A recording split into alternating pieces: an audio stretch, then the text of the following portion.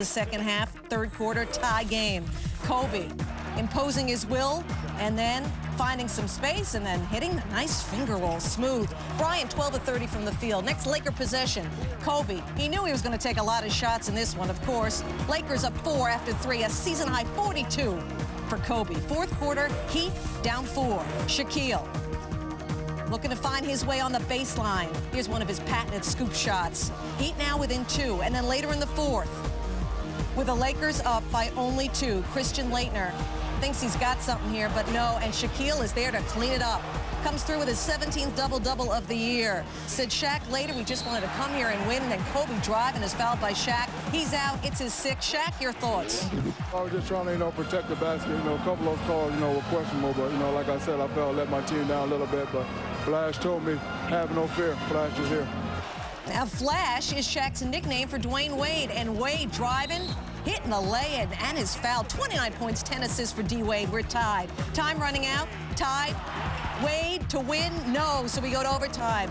Shaquille not happy with that. He wanted to be out there. He was frustrated that he couldn't help his teammates. In OT, tie game, Dwayne Wade would take over with a little help of Eddie Jones. Great spin move. Heat up 2. Later in OT with a Heat up 3, Wade.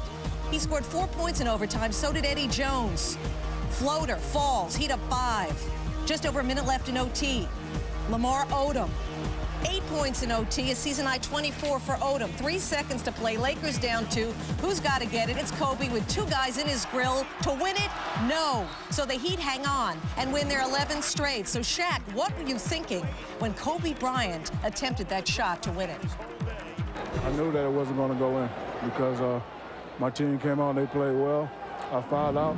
I felt I let them down a little bit, but Flash and Eddie Jones told me they had it. And that's all we want to do, come here and win. We're not trying to score 50 or 60 points and try to outdo anybody. We just want to play good team ball. I had a pretty good look. Didn't get, the balance that I would have liked on the shot. And as a consequence, shot went left. I fouled out, I let my teammates down, but I play on a good team. And play with unselfish guys, good character people, and I wasn't worried at all. I expected him to come out here and just play the game. I know there's a lot of talk about, the brick wall and all that, but I think that was just kind of just to hype the game. Ultimately just going to come out here and play good basketball, and, that's what he did. That's what Miami did, and that's what we did. Most people that live here in L.A. will always be Lakers fans, and you have to understand that. And I don't take anything personal, but I know that they know who the real deal is. Sometimes you need to just see it in print as well as hear the sound. The final numbers for Shaquille and Kobe from their Christmas Day showdown. Shaq scoring 24. He did have trouble from the charity stripe. Kobe played all but 3 minutes, had a season-high 42 points, but here's the key. He was shut out in overtime. He also committed 9 turnovers. Stephen A. Smith was at the game at the Staples Center in L.A. Stephen A., not a whole lot happened when Kobe and Shaq greeted each other at midcourt before the game. What happened after the game? Well, after the game, what I found interesting was that Kobe Bryant was sitting outside of the Lakers locker room, a few feet away from the locker room, talking with his father and seemingly some other relatives with his back turned to Shaquille O'Neal. He didn't see Shaquille O'Neal, but Shaquille O'Neal did see him. Upon seeing Kobe Bryant, he made a complete 180-degree turn, walked in the opposite direction. Now, granted, all the Miami Heat players were going that way anyway because that was their exit, but Shaquille O'Neal was looking directly at Kobe Bryant when he made that turn. So what that indicated to me was what I knew coming into the game. He has absolutely no interest in talking to Kobe Bryant right now. So, Stephen A., the Heat won the game. Does that make the score Shaq 1, Kobe 0? I think so, simply because it's about winning. Both of them will attest to that. The fact is, as great as Kobe Bryant is and as great as Shaquille O'Neal is, they both know how great each other are. It all comes down to who's going to win and who's going to lose. Whoever walks away victorious is the winner. Both of them will admit to that because they're ultra competitive. And in this particular case, definitely that goes to Shaq. But Kobe was unbelievable today, 42 points. He did commit 9 turnovers, but he made some big shots. He was virtually unstoppable in some sequence, and he did play a stellar basketball game. They meet again in Miami in March. Based on what happened on Christmas Day, should we anticipate a similar tone and tenor for that meeting?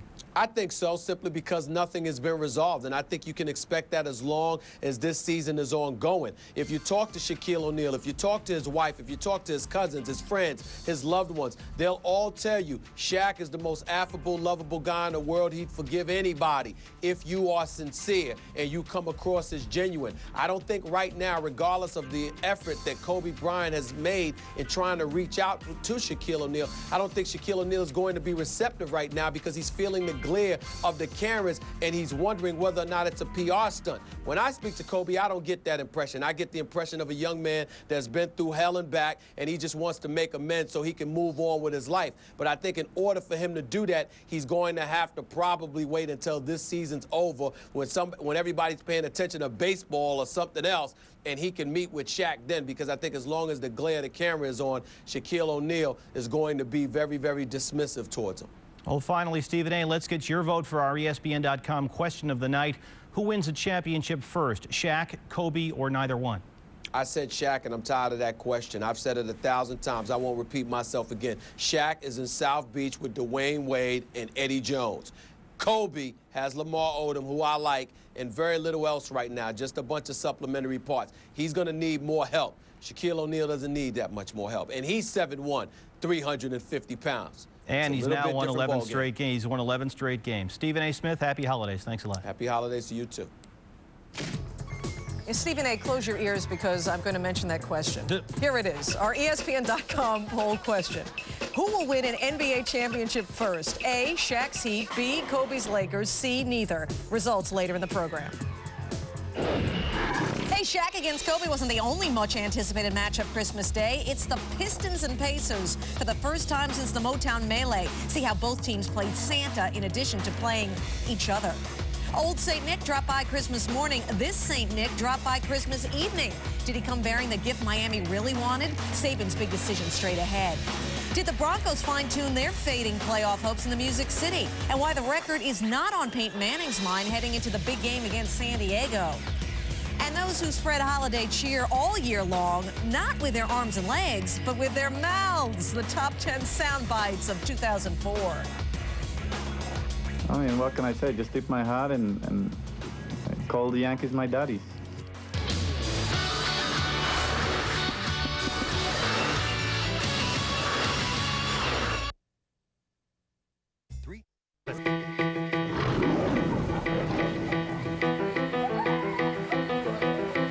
You understand?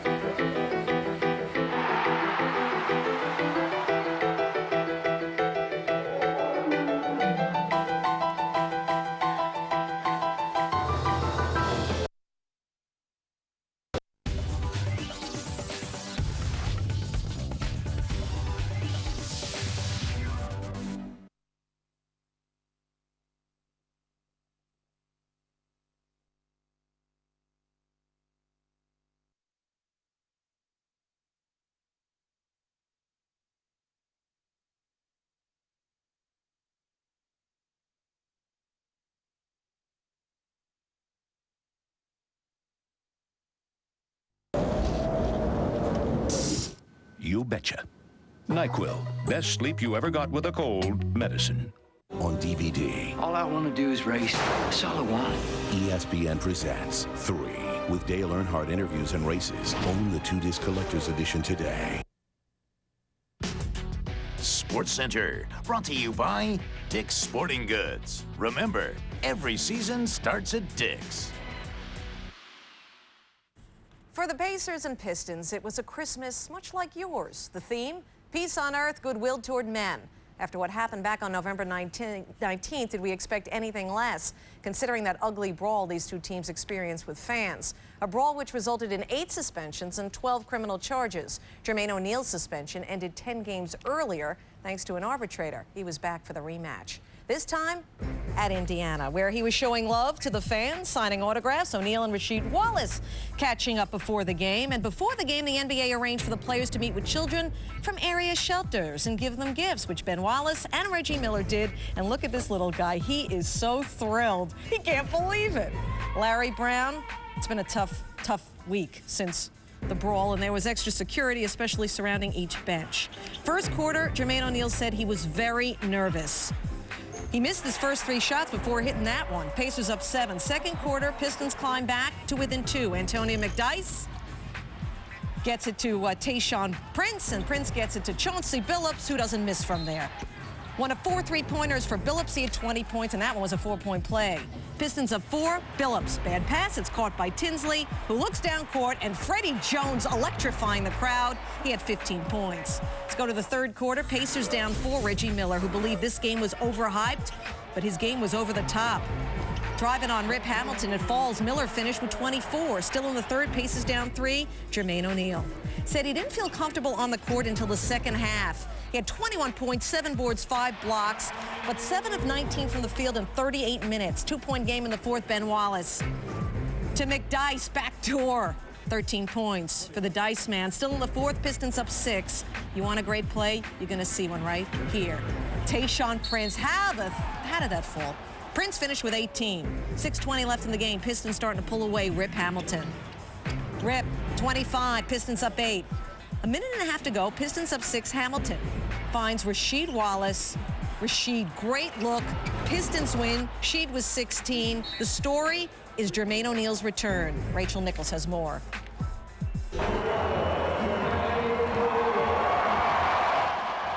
Jermaine O'Neal expected a show of support as he returned from a 5-week suspension. What he got was an outpouring. I was extremely nervous coming out into the court because I wanted to play so well, you know, for these fans. The public opinion is that the fine was too excessive, and everybody was happy to have him back.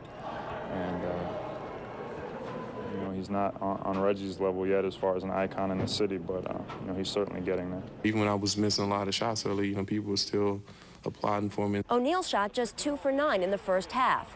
He said he struggled to get started after having trouble sleeping the night before. I haven't been on the court in so long. You know, just walking out there, like I forgot that we had 2 huddles, you know, for a jump ball. I went up to the, you know, for the jump ball, but was facing the wrong way. Anytime you take some time off from this game, you'll be a little rusty.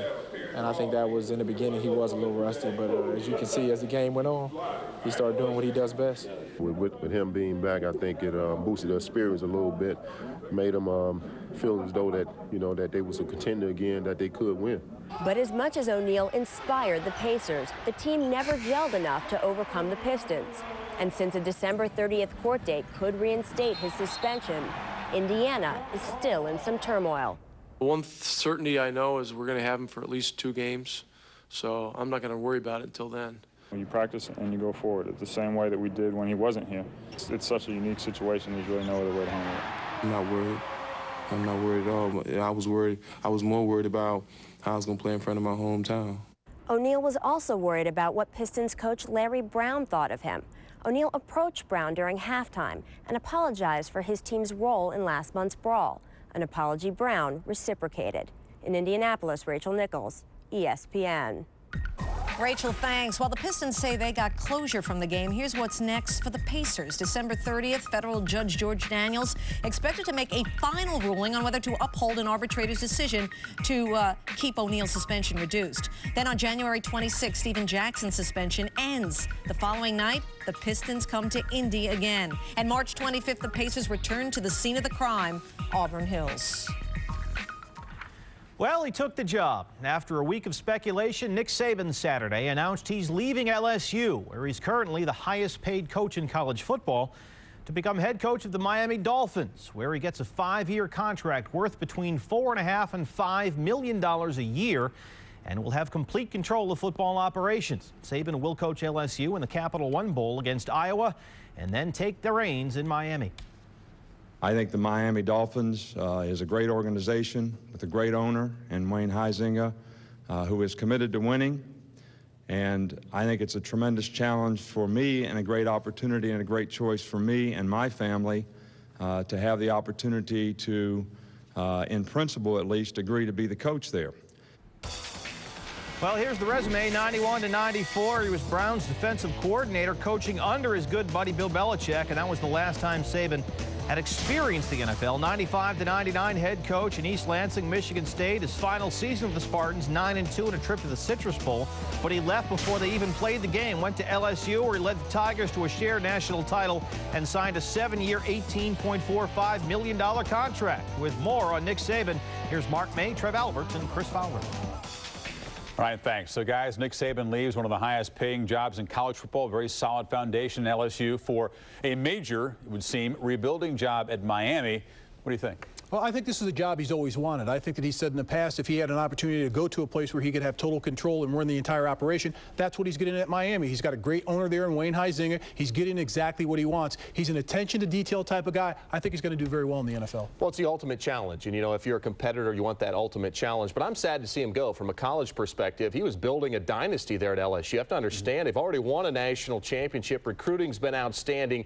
18 returning starters next year for LSU. Bottom line is whoever gets this job, loaded with talent at LSU. And college football is set up to have the top teams succeed year after year. They do so in recruiting. The rich get richer. In the NFL, it's the opposite. You're almost legislated against consistent long-term success. It's hard to, he's going to get fired at some point for the Dolphins, I predict. Yeah, he will. Everybody does in the NFL. But money, though. Yeah, but I think he's the type of guy that he knows what he's getting into. This is what he's prepared for. This is what he's always wanted to do. I think he has a great game plan for what he wants to do in the future, so he's not going to be surprised by anything. Plus, he's a friend of Bill Belichick. Bill Belichick's been pretty successful. Stay at LSU. Not for a super long time yet. Tough to do both jobs, though, isn't it? Well, you know, build a statue of you if you stay at LSU. You can build your own statue with the money he's making in Miami. We've got a Sean Salisbury statue out front. We'll get Sean's thoughts later on the broadcast. Nick Saban's roots on the defensive side of the ball, but that's not where they have issues in Miami. The Dolphins ranked 30th in points per game and next to last in total offense. 3 of Miami's last 4 losses have come by a touchdown or less. The Broncos head to Tennessee, not feeling a mile high after they were trounced last week. Did they turn the beat around in the Music City and stay alive in the AFC? Find out coming up. And why isn't Peyton thinking about the TD record? Why are Chad's chances against the Pats suddenly much better? And will the Ravens smash mouth style finally get Big Ben to cave? Answers ahead. خطط لرحلة إلى أستراليا. No one comes here for holiday. You live in fantasy land. No. Yeah. Fair enough. Yeah, okay, good. Yeah. All right. Oh, yeah, ha, very funny. Tough world, sweetheart. I mean, you're not that ugly. تعال.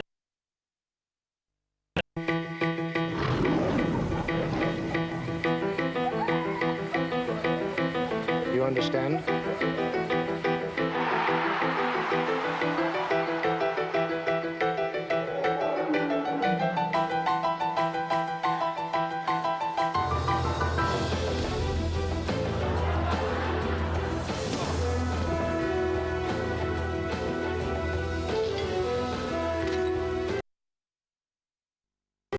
زوجته واستعملها.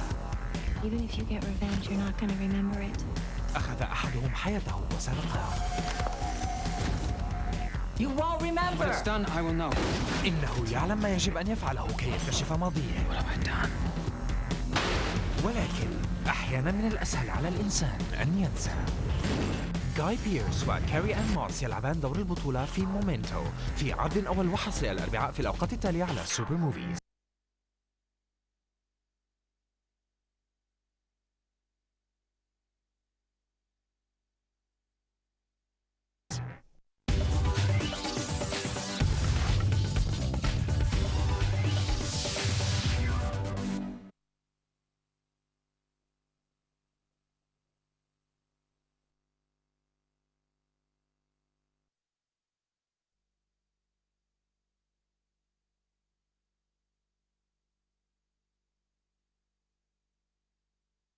Behind win over the Yankees, SI's picks for the greatest Boston Red Sox players of all time, and more.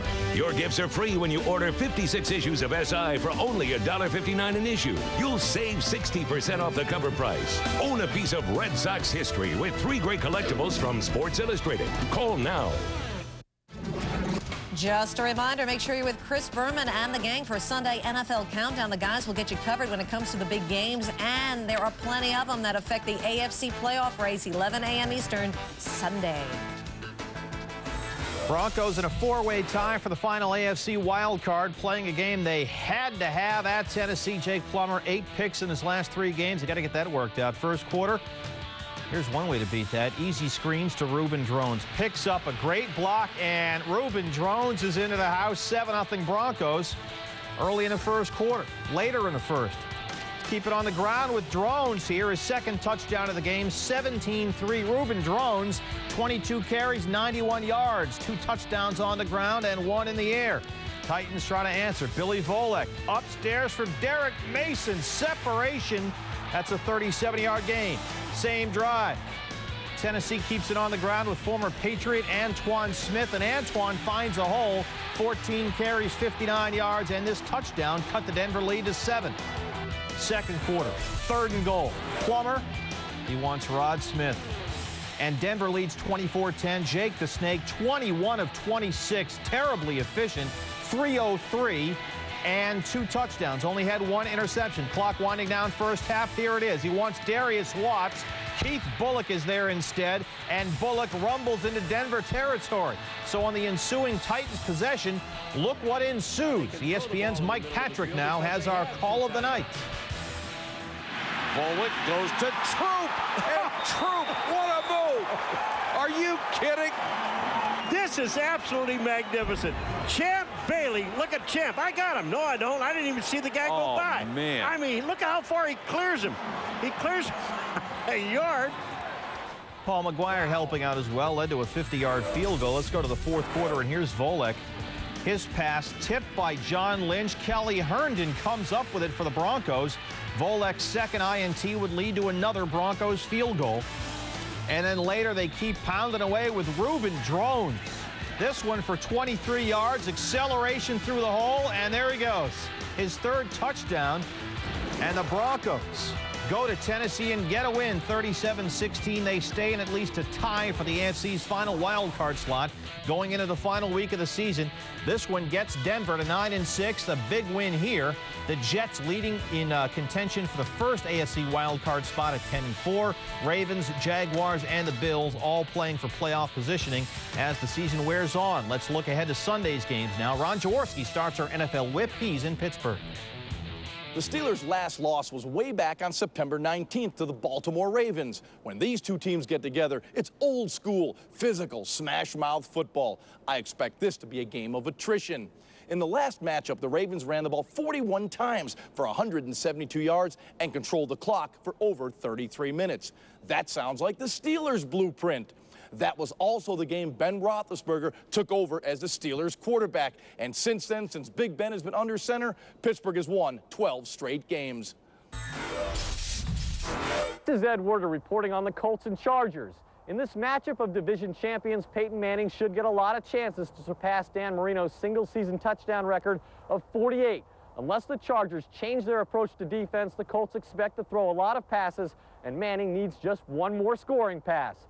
As much as the Colts want that for him, Coach Tony Dungy told me that nobody, including Manning, is focused on that.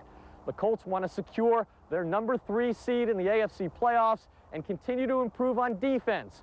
Whether they can do that will depend on how well they can contain LaDainian Tomlinson, particularly as a receiver out of the backfield. Dungy says the Colts don't play much man-to-man defense, meaning they'll have to tackle him in the open field. After torching the Seahawks and tormenting the New York media, Chad Pennington now faces a much more meaningful and daunting challenge, the New England Patriots. Pennington is 1-3 against Bill Belichick's defense, with no touchdown passes in any of the 3 losses. Pennington came unglued after suggestions that he hasn't performed well in a big game since beating San Diego way back in Week 2. Well, on Sunday, he'll get a chance to silence his critics. Thanks, guys. The brick wall wasn't on the court to stop the Corvette in OT, but it didn't matter. How the Heat spoiled Christmas for the Lakers and why Shaq believed the outcome was never in doubt. And what did Kobe think of his pregame handshake with Shaq, and how does he think the Big Daddy looks in his new Heat uni? Kobe's take on Christmas with his old pal next. That's not all, and Peyton Manning on the brink of tying Dan Marino's touchdown record. Next up is a tough Chargers secondary. Sean Salisbury tells us if his history will finally be made this week. Call of the day, brought to you by HP. HP Services and Technology help companies face, manage, and love change.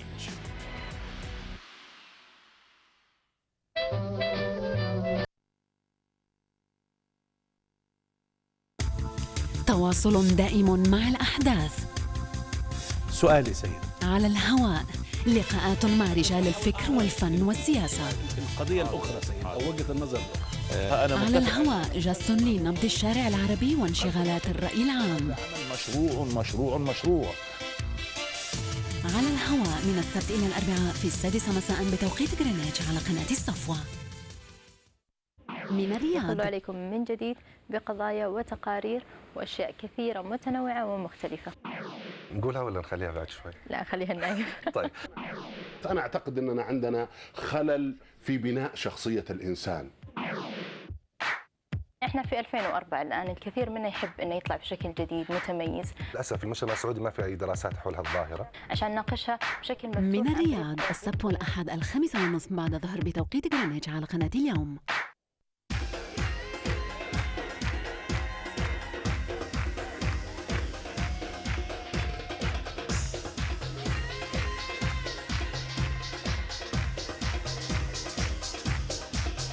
أحلى السهرات وأمتع اللقاءات مع نجوم الفن والغناء والتمثيل في العالم العربي ضمن برنامج جار القمر كل خميس في 7 مساء بتوقيت غرينتش على قناة فن. هؤلاء هم رجال ونساء الحاضر. بعد مسيرة طويلة نجحوا في أعمالهم وتكلل مسعاهم بالتفوق في ميادينهم. علماء ورجال أعمال، رجال فكر وثقافة يتحدثون بحنين عن ماضيهم.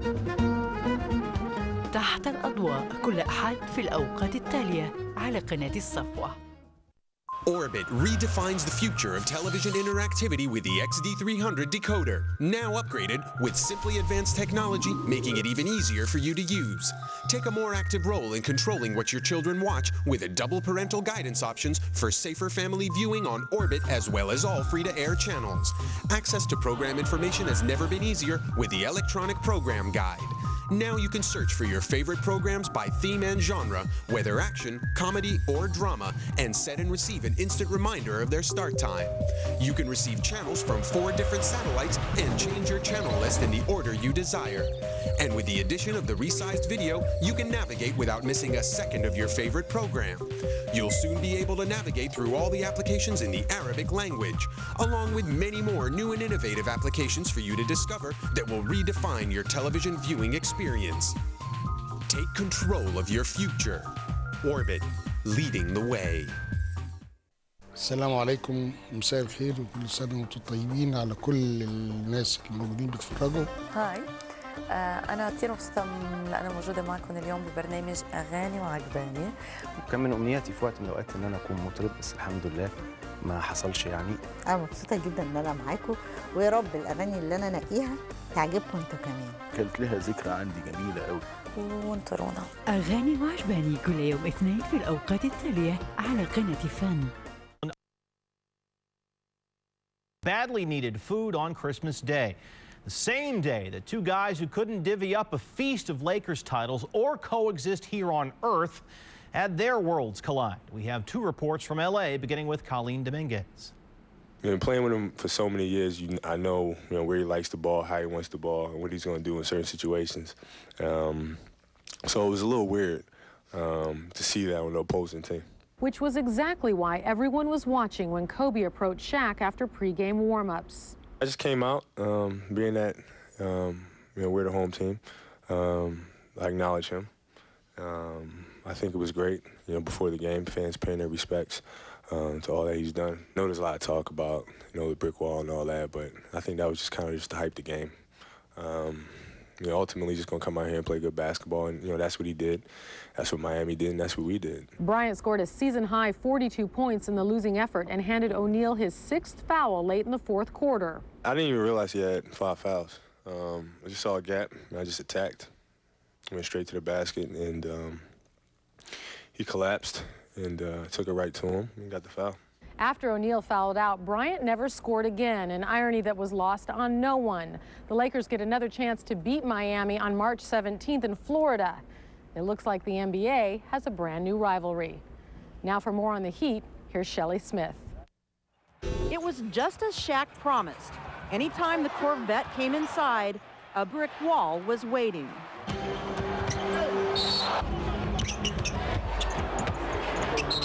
All day I was saying to myself, no layups and no dunks. Basically everybody, but, you know, especially him. And None of Kobe Bryant's 42 points were dunks or layups. But when Shaq fouled out with 2:15 left and ultimately a 5-minute overtime to play, a packed arena wondered what would happen next. Once he left the game, you know, everybody in the arena screamed, oh, yeah, they hyped up thinking that the game was over. But, you know, I think we just pulled together, man, as a unit out there, man, and just got it done. When I found out, my guys saw that I was a little bit upset, but Flash and Eddie, they told me they had my back, and I wasn't worried at all. He just said, you know, you go ahead and get this one for me. And I said, I got you. Just like, you know, like I said, like when I got hurt and he went out there and scored 40, you know, that we got each other back. And, I mean, that's how you got to have it. He looked at us like, come on, guys, we got to do it together. You got to do it as an entire unit out there. You know, he wanted. And when Kobe took what would have been a shot to win the game, I wasn't thinking anything. I knew that it wasn't going to go in. Why is that? It's called Shaq O'Neal fate. Shaq didn't watch the video tribute to him that was played before the game because he said he didn't want to think backwards. However, he said he did notice, and when have you heard this before, the early arriving Laker crowd saying he thought 89.2% were cheering for him and 11.8% were booing, adding, I'm used to that. In Los Angeles, I'm Shelley Smith, ESPN.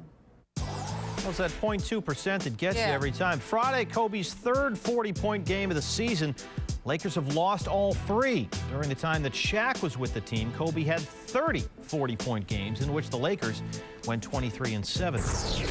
So with our long-awaited first meeting out of the way, we asked you, our ESPN.com question of the night, who will win an NBA championship first? Shaq's Heat, Kobe's Lakers, or neither? 68.3%. It's up to 0.3 now.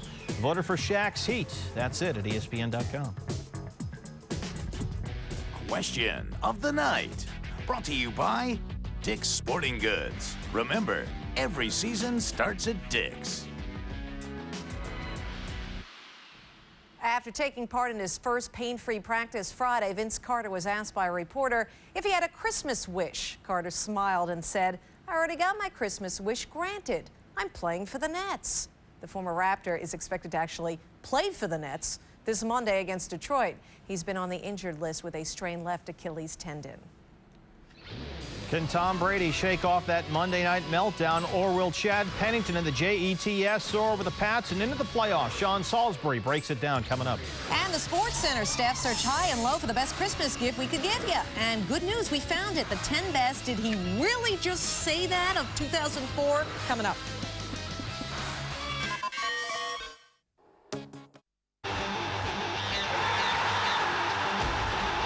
وقفة احتفالية هاتفة لبرامج يناير الرياضية على أوربت. الجماهير تحتشد استعدادا لاحتفالية بول كرة القدم الأمريكية للجامعات. فرق الدوري السعودي المتنافسة سوف تلقى ترحيبا حارا من أنصارها.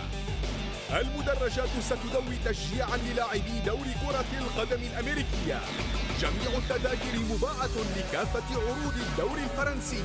المزيد من الهتافات في الطريق تحية لعمالقة دوري السلة الأمريكي. الدوري الهولندي بحاجة إلى مقاعد إضافية نزولا عند رغبة الجماهير. أوربت خلال يناير، عالم من الرياضة.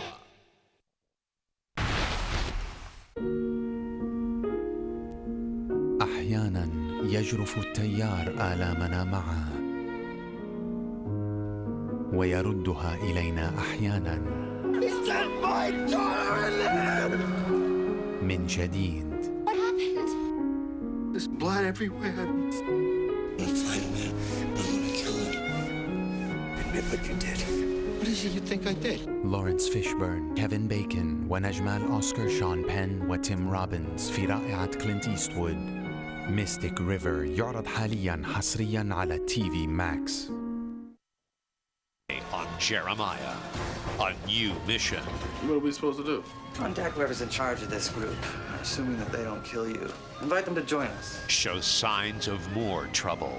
What happens if anybody tries to slip inside? They get killed? And a surprise for Jeremiah. Michelle. Gabe, I'd like you to meet Jeremiah. Hi. This woman's full of surprises.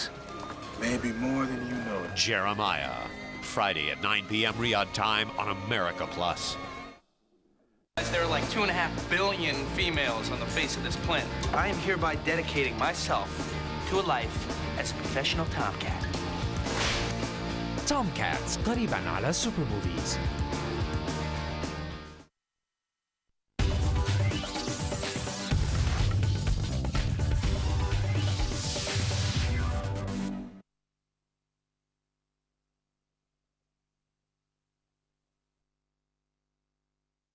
Well, I guarantee you Nick Saban will be watching this game. You should too. The Browns and Dolphins. It's ESPN Sunday Night Football. Hopefully you got the HD TV for Christmas so you can sit back and bathe yourself in spectacular ESPN HD. Browns Dolphins Sunday night, 8:30 Eastern Time. Sean Salisbury now in spectacular HD, joining us now from Dallas. Happy holidays, Sean. Happy holidays. Lucky fans, they get to see us in HD, huh, Linda? It's all good. Let's begin with the big news in the NFL. Nick Saban now in Miami. Is this a good choice? It's a great choice as far as coaches go. This guy knows how to coach, and for $4 million plus, everybody would have taken that job. I like it. My problem, Linda, is with the full control of a football team. I hate that. We don't see it work very often. Andy Reid's fortunate because he's got good people ahead of him in the personnel department. Nick Saban better find somebody in the front office to go out and hire and help him, because he was born to be a coach, not to be a general manager. I don't like the full power, but I do like him as a coach. I think it's a mistake. Second to last week of the season, Sean. Some big games, obviously. And let's start with the Chargers facing Peyton Manning and the Indianapolis Colts. We know Manning is 2 touchdowns shy of breaking Marino's record, but how big a game is this for the Chargers? It's a huge game, and I think a lot of it's psychological, Linda, and it's also for a chance for the Chargers defense to prove that they can show up in every different element. They've done it in the sun at home. They've done it in rain. They did it in snow at Cleveland and pitched a shutout. Now they're going to face the most prolific offense in football and the best quarterback in football. Can they shut him down and disrupt his rhythm? Will be a great test for the Chargers defense. I think Manning's going to get the record and throw for 3+ touchdowns, but it's important that the Chargers prove to themselves that they can win on a fast track. All right, let's move to the NFC. Falcons, New Orleans. Tale of 2 QBs there who happen to be cousins in Vic and Brooks. Yeah, and both of them pretty doggone good. And starting in Atlanta, still don't know how much or if Michael Vick will play. And it's interesting because if Vick doesn't, Matt Schaub, the backup, is a completely different quarterback.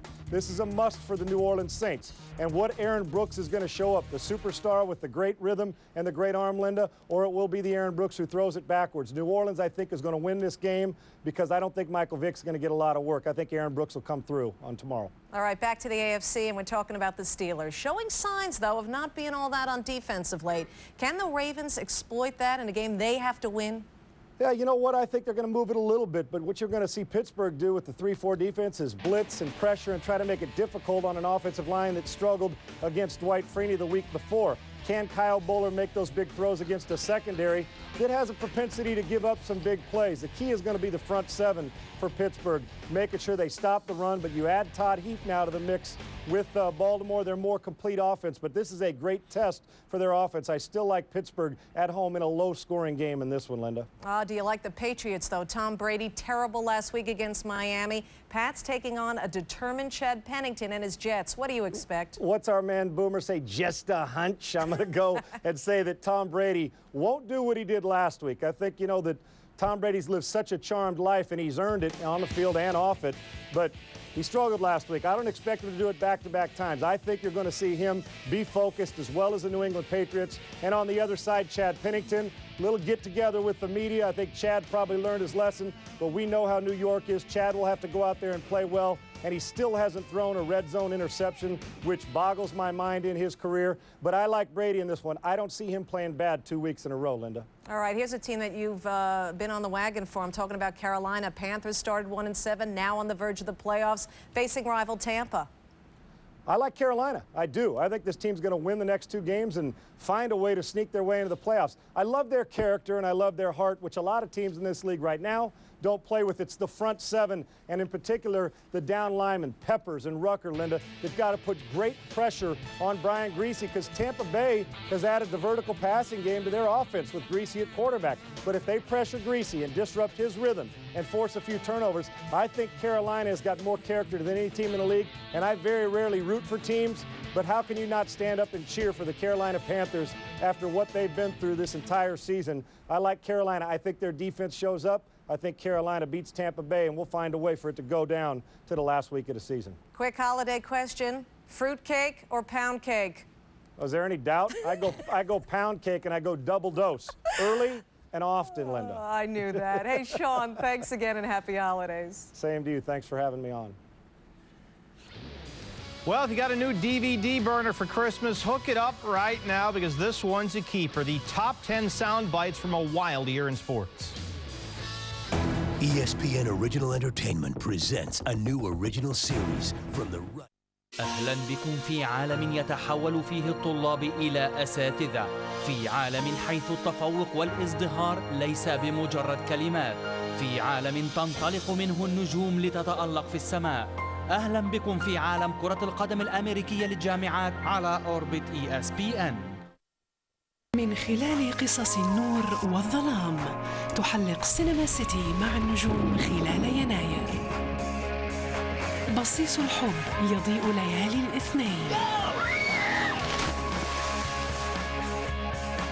روح الكوميديا تحيي كل ثلاثاء. كل أربعاء نغوص في زوايا النفس المظلمة. Let's get this show on the road. أيام الخميس يتوهج سحر هوليوود على شاشة القناة. وكل جمعة لكم فرصة لمشاهدة نجم يتألق في 3 من أفلامه: الظلام والنور، الخير والشر، الخوف والضحك، في أروع الأفلام على سينما سيتي خلال يناير.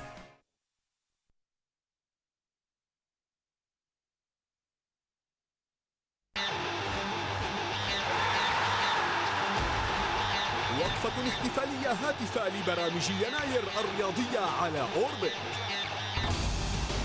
الجماهير تحتشد استعدادا لاحتفالية بولوي كرة القدم الأمريكية للجامعات.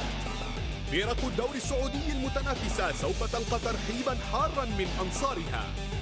المدرجات ستدوي تشجيعا للاعبي دوري كرة القدم الأمريكية. جميع التذاكر مباعة لكافة عروض الدوري الفرنسي. المزيد من الهتافات في الطريق تحية لعمالقة دوري السلة الأمريكي. الدوري الهولندي بحاجة إلى مقاعد إضافية نزولا عند رغبة الجماهير. أوربت خلال يناير، عالم من الرياضة.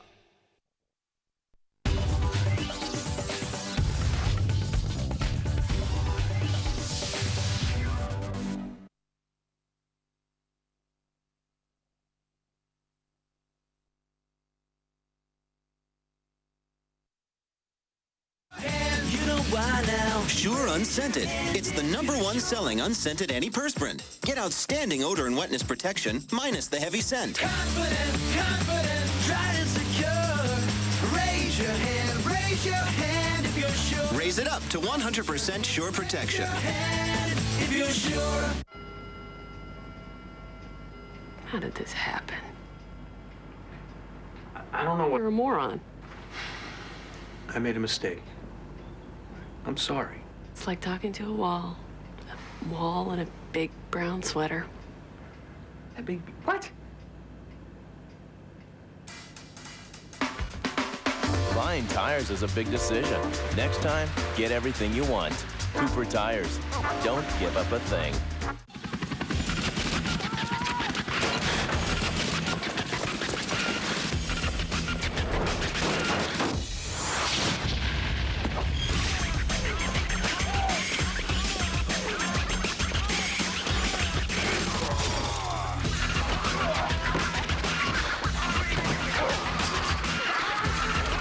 Think you know what's up? NFL Street 2, rated E for everyone. EA Sports. Research shows that cold sufferers who take NyQuil wake up feeling better, ready to face the day. You betcha. NyQuil, best sleep you ever got with a cold medicine. Have yourself a merry little Christmas. Let your heart be light. This holiday season, put out the good stuff. Planters. This is SportsCenter.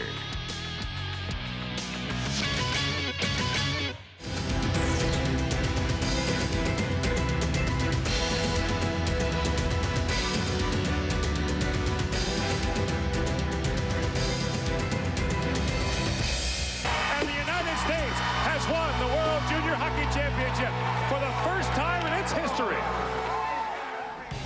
And here we go again. Raymond Bourque watching his son Chris, freshman winger at BU, and a Capitals draft pick score in the first period. This is Russia versus the U.S. opening game of the World Junior Hockey Championship from Grand Forks, North Dakota. Later in the first, Al Montoya facing a penalty shot by Sergei Sherikov, and Sherikov eggs on the crowd. Let me hear you. That tied it at 2, 4-4 in the second. U.S. shorthanded, and they bust out for the 2-on-1.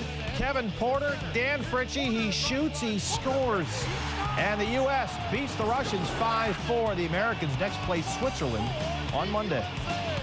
You waited for it. Now here it is. Raiders and Chiefs, a very exciting game.